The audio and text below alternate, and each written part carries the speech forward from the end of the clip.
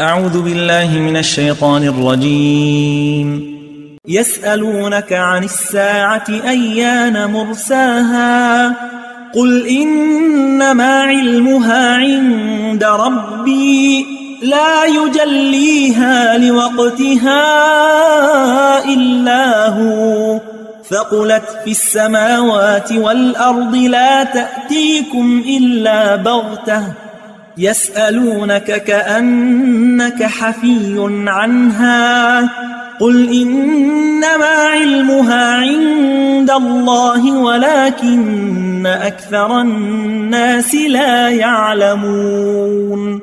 قل لا أملك لنفسي نفعا ولا ضرا إلا ما شاء الله ولو كنت أعلم الغيب لاستكثرت من الخير وما مسني السوء إن أنا إلا نذير